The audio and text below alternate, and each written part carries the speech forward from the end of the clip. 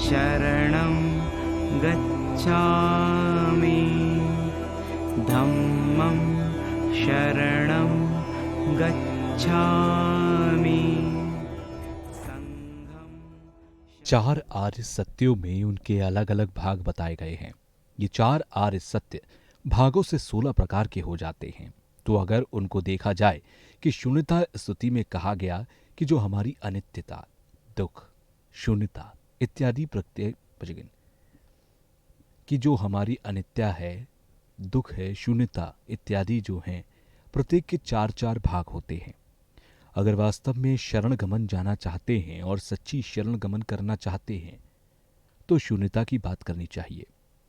शून्यता के अतिरिक्त बौद्ध चित्त को उत्पन्न करना महत्वपूर्ण होता है। जैसा कि मैंने पहले भी कहा है कि जो बौद्ध चित्त अवतार की टीकाएं हैं, गेलू परंपरा के विद्वान ने जेरीपुच्छी के ग्रंथ को पढ़ा और उनके शिष्य रहे हैं। उन्होंने बहुत बार बौद्धचर अवतार को सुना और पढ़ा है। उन्होंने इनकी टीकाएं भी की है। उन्होंने प्रज्ञा पारमिता ग्रंथ की बात भी की है। तो मेरे कुन्नू रामलिंगी पुच्छु जी जो मुझे बताते थे कि उन्होंने ये कहा कि जो उनकी टीकाएं हैं वो काफ़ी अच्छी हैं। जरंग पुच्ची की जो प्रज्ञा पारमिता के समय उनकी जो टीकाएं हैं और माध्यमिक दर्शनों से भी इसका उत्तर दिया गया है। और दूसरा जो माध्यमिक दर्शन के अतिरिक्त है उसका भी उत्तर दिया गया। जो उत्तर दिया गया वो समान रूप से एक नहीं है। म्याकुंसु उनके जो प्रज्ञा पारमिता नामक जो परिच्छेद हैं उसमें कोई विरोध की बात नहीं होती। जैसे कि लिंगरी पुच्छी की जो सोच थी उसी हिसाब से उन्होंने टीका की और फिर लिंगरी पुच्छु के समय जो उनके भ्रम थे वो सामने रखे। तो ये कुन्नूर लिंगी पुच्छु ने मुझे बताया, बाद में मुझे भी इसके ये ग्रंथ मिले। इससे पूर्व माध्यमिक दर्शनों का ध्यान देने वाले ज़्यादा से ज़्यादा उसका विकास नहीं हुआ था। उन्होंने कहा कि रिंदावासंगुलुटू के माध्यमिक दर्शनों में खासकर उसमें बहुत ज़्यादा सोच करके, क्योंकि रिंदावा के जब सोचते थे तब भी माध्यमिक दर्शन और जब बोलते थे तब भी माध्यमिक दर्शन के बारे में ही बोलते थे। तो रिंदावा था, उनका प्रभाव जिरंग पुच्छी पर भी पड़ा और उसके बाद लातो छामो जैसे कई ग्रंथों की रचना की गई। ये इन ग्रंथों में बहुत विशेष तरीके से देखने को मिलता है। तो जहां लिंगरी पुच्छी की बात की जाए तो उनकी माध्यमिक दर्शनों के प्रति विशेष रुचि थी। कभी ऐसा भी लग रहा था कि दलाई लामा शून्यता के बारे में बहुत ज़्यादा बात करते हैं कि ये जो मैं बात करता हूँ ये वाकई जानने की चीज़ है, क्योंकि हमारे अंदर जो आत्मग्राह है उसमें अगर मैं परिवर्तन कर सकता तो वो शून्यता ही है। अगर हम सोचें कि व्यवहार अच्छा होना चाहिए, आचार्य अच्छा होना चाहिए, तो उससे शून्यता के अभ्यास का कोई फर्क नहीं है। अगर हम अपने आत्मग्राह्यता को नष्ट करना चाहते हैं तो उसके लिए हमें शून्यता के दर्शन का अध्ययन करना चाहिए। और ये अभ्यास करने से जो हमारे 5 प्रकार के मार्ग हैं जैसे संवार मार्ग इत्यादि को प्राप्त किया जा सकता है। अगर इन मार्गों के बारे में बहुत व्याख्या दी जाती है तो कि ये कहाँ से कहाँ तक मार्ग होते हैं, सभी चीज़ों के बारे में कहा जाता है, लेकिन अगर उनके बारे में अभ्यास ना करें तो कोई परिवर्तन देखने को नहीं मिलेगा। तो उनको बहुत नज़दीक रखना चाहिए, क्योंकि इन बातों की बातें तो सालों से हो रही हैं लेकिन उनका अभ्यास करने वाले बहुत कम लोग हैं। उनका अभ्यास नहीं होता। जैसे संवार्ग मार्ग, प्रयोग मार्ग, अगर इनके 3 प्रकार के भाग हों और उनका हम अभ्यास ना करें तो ठीक नहीं होगा। जो माध्यमिक दर्शन को पढ़ते हैं तो माध्यमिक दर्शन को ठीक तरीके से पढ़ना चाहिए। हमें केवल माध्यमिक अवतार को ही नहीं पढ़ना चाहिए बल्कि उसमें जो मूल माध्यमिक है उसे पढ़ने की कोशिश करनी चाहिए।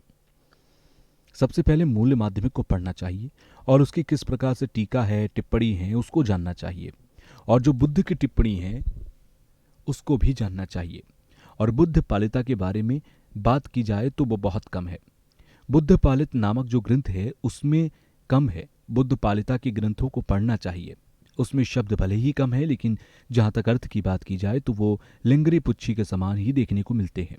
तो आप लोगों को इसे ज़रूर पढ़ना चाहिए। जहाँ तक विद्यालयों की बात है, खासकर माध्यमिक अवतार को पढ़ते हैं तो जो मूल माध्यमिक है उसे कम पढ़ते हैं, तो उनको पढ़ना चाहिए। ये बहुत महत्वपूर्ण है। और रिंदावा के समय पढ़ने वाले और पढ़ाने वाले लोग काफ़ी कम थे। जो मार्ग क्रम है, मार्ग सत्य है, उसके अनुसार अगर हम चलेंगे फिर दिल में आएगा कि जो हमारा निरोध मार्ग है उसका भी आभास किया जा सकता है, अभ्यास हो सकता है। तो उसको बहुत ज़्यादा पढ़ना चाहिए। इन सब का मुख्य उद्देश्य यही है कि जो हमारी आत्मग्राह्यता है उसे नष्ट किया जाए। तो शून्यता के सिद्धांत का अभ्यास करने से ही हम हमारी आसक्ति को नष्ट कर सकते हैं। जैसे कि मार्ग और फल के क्रम को पढ़ें और सोचें कि इससे हमारे आत्मग्राह्यता नष्ट हो जाए, तो ऐसा संभव नहीं है। और जब भी अपने क्लेश को नष्ट करने की बात कहें तो तुरंत के लिए ना सोचें कि ये किस प्रकार से नष्ट हो सकता है, इस बारे में सोचना चाहिए। तो अगर हम वास्तव में धर्म और बुद्ध को जानना चाहते हैं तो इस प्रकार से समझना चाहिए। तो यहाँ आप पढ़ने वाले जो लोग बैठे हैं, जहाँ तक ग्रंथ पढ़ने की बात है तो उसे रोज़, महीनों, वर्षों तक पढ़ना चाहिए। अगर हम उसे पढ़ना शुरू करेंगे तो परिवर्तन ज़रूर आएगा। अगर परिवर्तन ना आए और परीक्षा हेतु पढ़ें और थोड़ा थोड़ा उसके विभेद को जान जाएं तो ज़्यादा फायदा नहीं हो सकता। तो इसलिए इसको मेहनत से पढ़ना चाहिए, प्रयास करना चाहिए। और शून्यता का सिद्धांत ही ऐसा है जो हमारे क्लेश को नष्ट कर सकता है। महायान के संवार्ग मार्ग से लेकर बुद्धत्व श्रेष्ठ मार्ग का अभ्यास करना चाहिए और पहले से ही महायान क्रम में जुटना और प्रवेश करना बहुत महत्वपूर्ण होता है, क्योंकि हम लोगों का जो जन्म है वो अनंत है। इसकी कोई गिनती नहीं है कि हम लोग कब से जन्म लेते आए हैं। तो यहाँ पर जो पाठ आता है वो काफ़ी कठिन है। ये प्रज्ञा पारमिता के सूत्र में आता है कि भविष्य में संसार का अंत है कि नहीं है। यहाँ पर कहा गया कि सारे के सारे जो हमारे जन्म हैं वो अनंत हैं, उसकी कभी गिनती नहीं होती। उसे सिद्ध करना मुश्किल है, क्योंकि सभी सत्व हमारे माता पिता हो चुके हैं। हमारी माँ की किस प्रकार से कृपा रही है और वो किस तरह से हमारी मदद कर रही हैं, उनकी जो दयालुता है उसके बारे में विचार करना चाहिए। और इसके बाद कहा गया कि हमें हमारे माता पिता की दयालुता को याद करना चाहिए, क्योंकि उन लोगों ने उस समय हमारी मदद की जब हमें ज़रूरत थी। इसलिए मैं बार बार उनका धन्यवाद करता हूँ। और सूत्र और तंत्र के जो दर्शन हैं उनको बिना गलती किए समझना चाहिए और जितने प्रकार के अभ्यास हो सकें उसे करने की कोशिश करनी चाहिए। परम पावन जी का प्रवचन बहुत तेज और जल्दी होने के कारण अनुवाद कर पाना उतना आसान नहीं है। जब परम पावन जी कुछ सार के रूप में बताएंगे तो उसका अनुवाद होगा और इस प्रकार से हमें परम पावन जी का वचन प्राप्त हो रहा है, ऐसा मानकर हम धर्म के वचनों को सुने।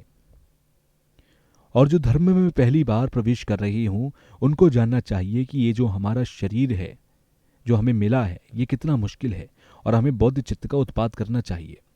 फिर आप यहाँ जो धर्म है उस सत्य धर्म के बारे में, जब तक आपके मन में 3 प्रकार के जो मार्ग हैं, शून्यता के बारे में, बौद्ध चित्त और त्याग उत्पन्न ना हो, तब तक तंत्र इत्यादि का अभ्यास नहीं करना चाहिए। तो जहाँ तक क्रम की बात की जाए तो आदि विद्वानों ने इसकी रचना की है और काफ़ी विस्तृत रूप से रचना की है। नागार्जुन ने 6 ग्रंथों की रचना की और जो मैत्रीनाथ हैं उन्होंने 5 ग्रंथों की रचना की और बुद्ध पद नामक ग्रंथ की रचना करने के बाद कई ग्रंथों की रचना हुई। तो लंबृचु के अंदर ऐसे देखने को मिलता है कि भगवान बुद्ध के दर्शनों में 2 प्रकार की चीजें होती हैं। एक तो अभ्यास की बातें और दूसरी पठन पाठन की बातें। जैसा कि नागार्जुन के 6 ग्रंथ हैं और मैत्रीनाथ के 5 ग्रंथ हैं, तो ये चीजें भगवान बुद्ध के वचनों को पुनरुत्थान करने में लाभदायक होंगी। और दोनों ग्रंथों में कहा गया कि नागार्जुन के जो ग्रंथ हैं उसमें स्पष्ट रूप से कहा गया, उपदेश दिए गए, तो उन्होंने कहा कि जो परंपरा है वो लिखना चाहिए। हम लोग जिस तरह से उपदेश की बात करते हैं तो ये सोचते हैं कि एक दूसरे को बताएंगे, तो ऐसी बात नहीं है। जबकि ग्रंथों में ऐसा देखने को मिलता है कि वो लिखित रूप से होनी चाहिए। जैसे गेलू परंपरा में सोचते हैं कि लामरीन का अर्थ है कि संक्षिप्त रूप में उसका अभ्यास। तो जो आपको पढ़ाता है उसका भी कर्तव्य होता है कि वो आपको ठीक तरीके से पढ़ाए। जब हम डूडा पढ़ते हैं तो उस समय शब्द है, अनित्य है, उसका परिवर्तन होता रहता है, ऐसा मानकर चलें। जैसे कि नम्मिल में आता है कि जैसे ही पैदा होता है वैसे ही नष्ट होना भी शुरू हो जाता है। तो इस प्रकार की बातें बचपन से ही, जैसे ही अध्ययन शुरू करें उस समय शुरू कर देनी चाहिए। तो ये बहुत महत्वपूर्ण है। अगर आप पढ़ते जाएं और जो आपको आपकी आदत है उसमें कोई परिवर्तन ना हो तो कोई फायदा नहीं। तो इसीलिए धर्म को पढ़ने के बाद अगर आपके दिल में परिवर्तन आता है तो अच्छी बात है, अगर परिवर्तन नहीं आता तो यह शर्म की बात है। और बौद्ध धर्म का अनुयायी होने के नाते एक तरह से भगवान बुद्ध को शर्मसार करना है। तो इसीलिए सामान्य तौर पर जो बातें हैं उनको मानना चाहिए, क्योंकि यहाँ पर बहुत सारे शिक्षक बैठे हैं, शिष्य बैठे हुए हैं। तो आप लोगों को इस बारे में ध्यान देना चाहिए और पढ़ना चाहिए। तो जैसा कि परंपरा है नागार्जुन की और मैत्रीनाथ की, तो अगर ऐसा सोचें कि यह अभ्यास के लिए नहीं है तो ऐसा नहीं सोचना चाहिए। यह भी परंपरा अभ्यास के लिए होती है। नागार्जुन के ग्रंथ और मैत्रीनाथ के ग्रंथ अभ्यास के लिए ही है। अगर आप इन ग्रंथों को ठीक तरह से नहीं पढ़ेंगे तो तंत्र की बात आप नहीं समझ सकते। तो इन दोनों विद्वानों के जो ग्रंथ हैं, परंपरा है, ये अभ्यास के लिए प्रमुख साधन होते हैं। जैसा कि कहा गया कि मनुष्य को आवश्यकता के अनुसार अभ्यास करना चाहिए, तो ऐसा लग रहा है कि ठुमतम्पा ने शायद ये कहा होगा। तो ये ठुमतम्पा ने विभेद किया है, अगर वो होते तो उनसे पूछा जा सकता था। उसके अर्थ तक की जहाँ तक बात है, जब गुरु पढ़ाए शिक्षा दे तो उसको अच्छी तरह से पढ़ना चाहिए और शिष्यों को अभ्यास में लगना चाहिए। तो जब अभ्यास कराना चाहिए तो तब तक अभ्यास कराना चाहिए जब तक उसके कुछ चिन्ह प्राप्त ना हो जाए। जैसा कि मिलरपा के शिष्य लोगों को देखें तो मिलरपा ज़्यादातर प्रशिक्षण इत्यादि न करके वो ज़्यादातर अभ्यास किया करते थे। तो जब उनको भ्रम होता था तो वो अपने गुरु से पूछते थे और उनके गुरु उनको बताते थे। तो जो भी सिद्ध पुरुषों के छोड़ने की चीज़ें हैं उनको जानना चाहिए। इसके लिए जितने भी हमारे ग्रंथ हैं उसमें अगर देखें तो काफ़ी मुश्किल है, क्योंकि सबकी अपनी अपनी विधि होती है। तो इस प्रकार के गुरु के जो ग्रंथ हैं वो काफ़ी महत्वपूर्ण हैं। फिर उसके बाद जो हमारे बौद्ध चित्त की बात होती है उसका अभ्यास करना चाहिए, उनका प्रशिक्षण प्राप्त करना चाहिए। तो अगर किसी चीज़ को पढ़ने से मन में उत्साह पैदा होता है तो बार बार उसे पढ़ते रहिए। तो इसमें भी लंबरी छिंपू जो ग्रंथ है और जिरंगी पुच्छी जी का उसमें भी कई जगह पर कोट किया गया है। तो लंबरीन का मतलब उसके क्रम से होता है और किस क्रम का कैसा अभ्यास होना चाहिए। जैसे शाक्य के ग्रंथों में देखा जाए और उसके अनुसार अगर देखें तो उनके अलग क्रम हैं। तो शब्द अलग अलग होते हैं, लेकिन जो तरीका होता है वो एक जैसा ही देखने को मिलता है। इसके अतिरिक्त नालंदा के विद्वानों के जो वचन हैं और उनके उपदेश, विक्रमशिला विश्वविद्यालय के विद्वान लोगों के द्वारा रचित ग्रंथ और अतितिवांकर खासकर नालंदा के थे। तो ऐसा कहा जाता है कि कुछ उनकी जीवनी में भी देखने को मिलता है कि उन्होंने थोड़े समय के लिए नालंदा में पढ़ाई की थी, लेकिन खास तौर पर वो विक्रमशिला के छात्र रहे हैं।